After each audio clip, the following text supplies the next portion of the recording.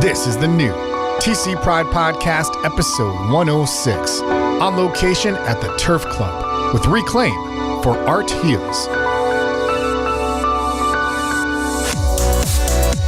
TC Pride Podcast on location at the Turf Club in St. Paul for Art Heals. This is a fantastic event put on by the folks at Reclaim, and I'm here with...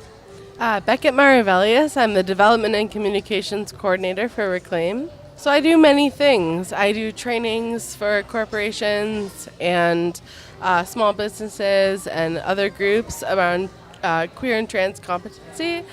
I do all of our fundraising. I do all of our communications work, Facebook, Instagram, etc. I wear many hats. That's a lot of hats. Yes, lots of hats. But it's got to be done. It's got to be done. It's got to be done, and I love it. Yeah. So obviously, so tell me a little about the organization for people that might not be familiar with it. Yeah. So Reclaim started about 9 years ago by our founder, Janet Bystrom. Janet was working at a queer and trans organization doing therapy with a group of queer youth, and the organization closed because it was during the recession, and as many of us know, nonprofit organizations were closing all over the place. So the organization closed, and the youth came to Janet and they said, "We need your services." And so within 3 weeks, those youth and a bunch of other adults raised $35,000 and gave it to Janet, and that became Reclaim. Reclaim started as 2 therapists. Today we're a staff of 15. And our mission is to provide therapy and mental health support to youth so they may reclaim their lives from oppression in all of its forms. So what that means is we have an intersectional approach. We have therapists of color. We have queer and trans therapists. We have therapists that understand what the youth are going through. And every week we see about 80 distinct youth, every year about 165. And the youth that come to us, they vary in their need. I think one thing that is really important to note is that, every year we take intake statistics, right? Yeah. So when a youth comes to Reclaim, we ask them a series of questions. How suicidal are you? Do you do self-harm, etc.? And every year until 2017, the statistics were getting better. In 2017, when Trump was elected, we saw a sharp drop in our statistics. More suicidal youth, more youth experiencing self-harm, more youth experiencing bullying, more youth experiencing depression. And so, go ahead. And in general, we should just also let people know who maybe don't realize that queer and trans youth, specifically queer and trans youth of color, disproportionately are affected by a lot of these things. Absolutely. And I should say also that 90% of the youth we serve are transgender. And so they face a whole host of issues that other kids don't face, right? Like they're bullied in school. They have to deal with families that may or may not accept them, and so they come to Reclaim as a place of refuge, as a place of support, as a place where they can feel safe. I facilitate one of the gender groups at Reclaim, and a gender group is a therapy group. A group of youth come together every Tuesday night, and they talk about their experiences with gender, with harassment, with whatever, and they share their experiences and they find solidarity with each other. And even times just having that space to talk about what's going on can make a huge impact. Yeah, and one of my favorite quotes from a youth, they said, "Gender group is not only where I can be myself, it is where I can become myself." And I think that idea of becoming who you are in that space is so powerful. Right, Reclaim provides a space where youth may come, they may be unsure of their gender identity, and they are allowed to be free to experiment, to try out new ideas, to try out new pronouns, and it's beautiful to watch. And it sounds like y'all do a lot of great work in the community, but there's obviously still a long way to go, which is why we're here tonight. We're holding a fundraiser to continue to fund the work that Reclaim is doing. Yeah, there's so much need. I mean, every month we turn away at least 25 youth who need services because we don't have capacity to serve them. We're expanding as fast as we can, and yet there is so much need that the youth keep calling. And of course, we refer them to external therapists who can help them, but there are increasingly more and more transgender and queer youth that need therapy and need that support and need that community. And so Reclaim provides that essential resource. I think that I've seen youth come and really blossom into who they really are, and it's beautiful to watch. And of course, this is one way that people can support the organization by coming to these events and contributing financially. I imagine there are a lot of other ways that people can help the organization too. Absolutely. You can volunteer with us, sign up for our volunteer list, give a financial donation. I think the most beautiful thing about Reclaim, well, not the most beautiful thing, but a beautiful thing about Reclaim. There's a lot of beautiful things about Reclaim. There's a lot of beautiful things, right? But a beautiful thing about Reclaim is that we are majority donor funded. And our donors give gifts of $250 or less. They're giving smaller gifts, and that's what funds us. It's the community. The community wants this resource. And I think that's so important and so indicative of the fact that, our larger, greater Twin Cities community wants to support queer and trans youth. Fantastic. And how can people find out about everything you're doing online and how to get involved? Yeah, please go to reclaim.care, that's CARE, and you can check out our Facebook, just search Reclaim on Facebook, and our Instagram at reclaim_Q,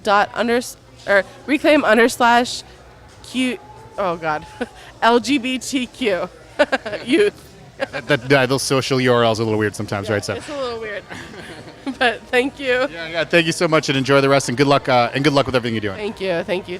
The politics of visibility mean that queer and trans ways of loving and of being most at home within our bodies carries within those acts certain risks. If we lived in a world free from homophobia and transphobia, this would not be the case, but instead our bodies are familiar with that fear, that dis-ease.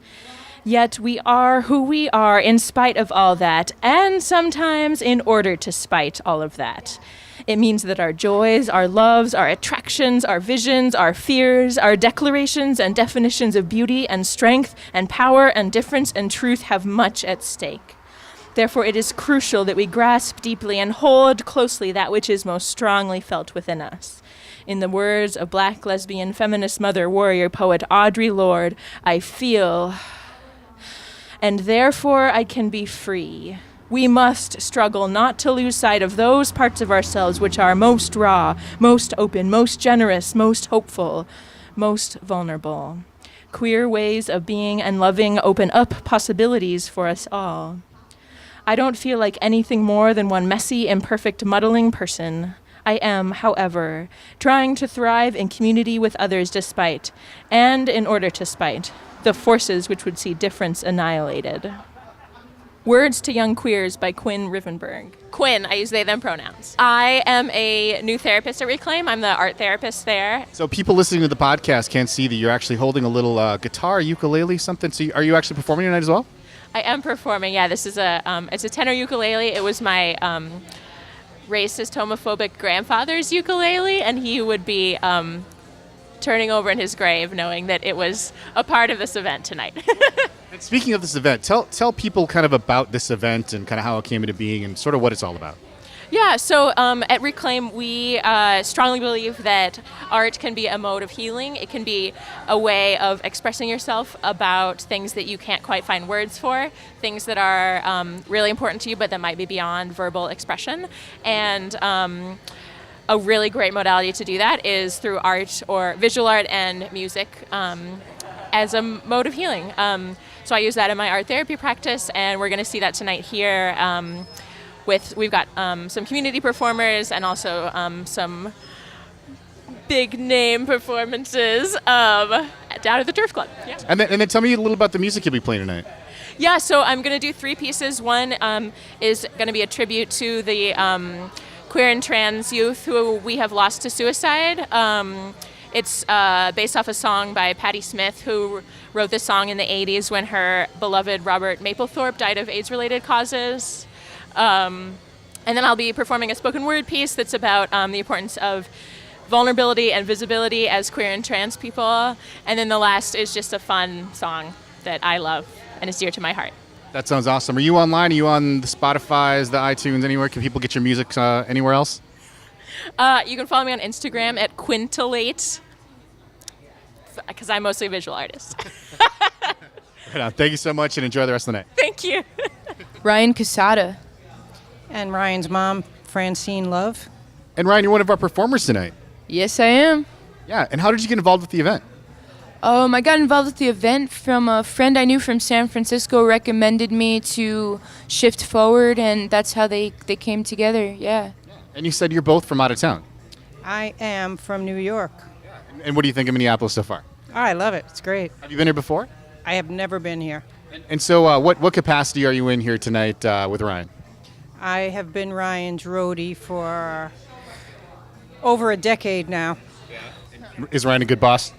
The best boss ever. So for people who aren't familiar with your music, what can you tell me about your music?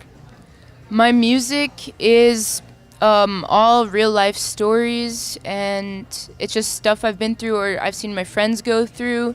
And there's some political songs and a lot of love songs, and I do like pretty much like all different genres, so there's a little something for everyone. And it must make you pretty proud to see Ryan performing in front of tons of people on a regular basis. Every time. I'm very proud. Roya Maltaji. Right. So we actually know each other through another organization. Your business is actually part of the Quorum community. Absolutely. I'm involved with Quorum. I'm a certified financial planner, and I've been involved with Quorum, I believe, since I started my practice, which was back in 2003, 2004 cusp. So it's been a long time, and I've been involved in a myriad of different ways, all of which have helped to grow my connections in the community and grow the community. That is like an awesome commercial for Quorum. That was great. Thank you. And also, and what's your connection to the event tonight? The event tonight, actually, my wife, Mary Rose Dolezal, is the development director for Reclaim, and she has to be in Detroit tonight. So I am representing our household to help support Reclaim, which obviously does amazing work to help people of all identities, gender identities, really feel like they can be their authentic selves and feel self-worth. My name is Zachariah White. I'm a member of the board Reclaim. I'm the longest serving member of the board. Largely my role now is providing historical context for whatever else happens. Every organization needs that. Someone who's can say, this is where we've done, where we've been, what we've done, and hope that can inform where we're going next. So you've been around for a while. Tell me, how did you get involved? I heard about Reclaim when I was, my spouse and I were doing some hosting for the LGBT Youth Host Home program through Avenues for Homeless Youth. And one of the youth that we were hosting had a connection with Reclaim, and I think that's how we first learned about Reclaim. And I was looking for opportunities to volunteer and get involved with organizations where in the work organizationally they were looking at issues of white supremacy, racism, and other forms of oppression, and that's central to Reclaim's mission. And so I just wanted to find some way to support that work.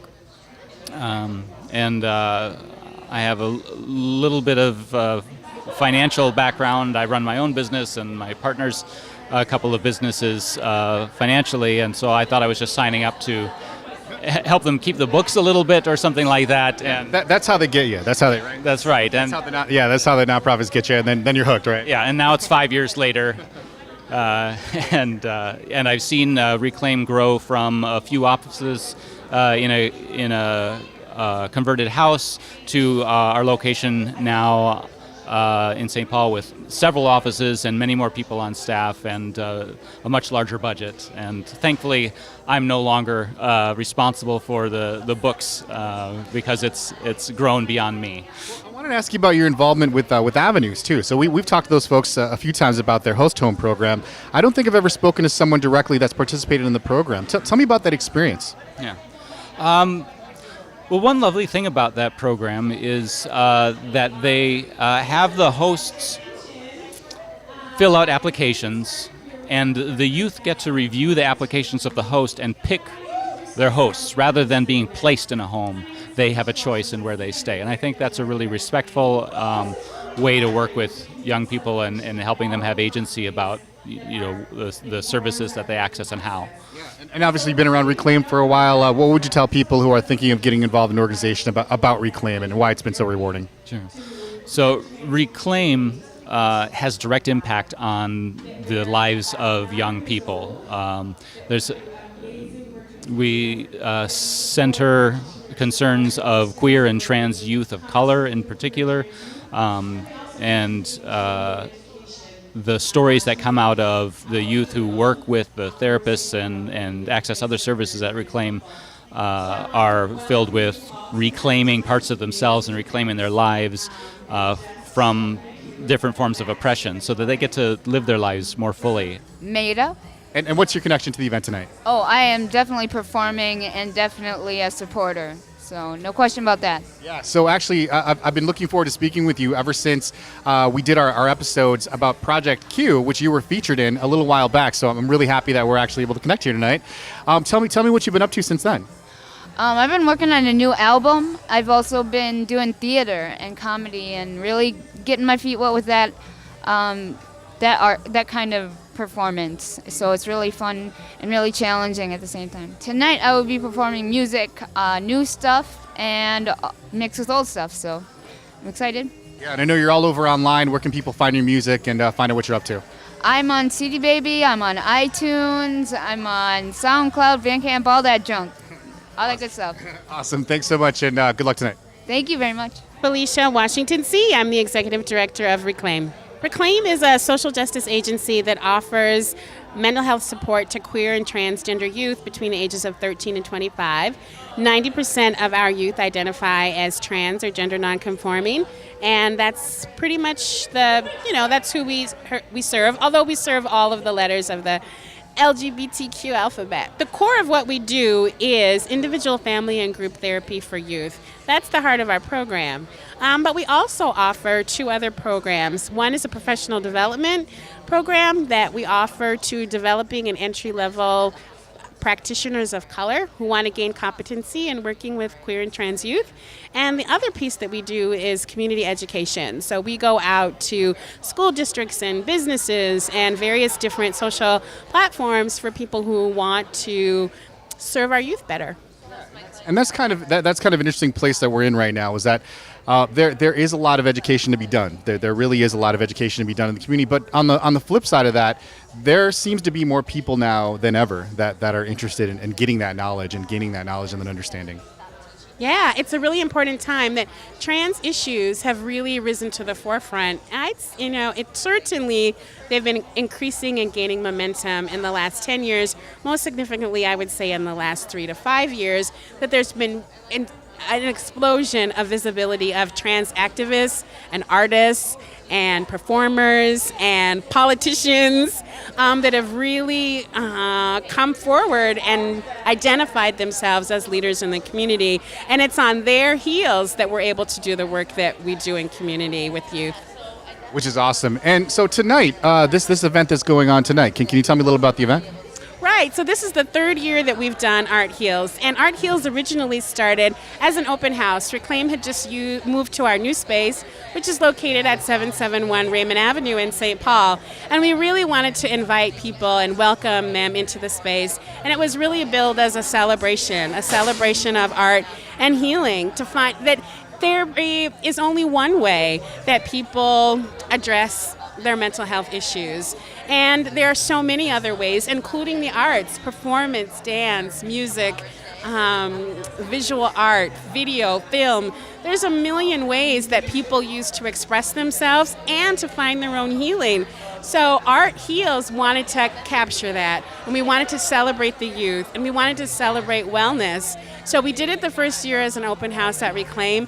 The event was such a success that we then moved to Intermedia Arts and doubled our size. And then this year we're at the Turf Club. Of course, so this is one way that people can come and support the organization is by coming to events like this. What are some other ways? I imagine there are a lot of other ways that people can contribute to the efforts. The work that we do at Reclaim?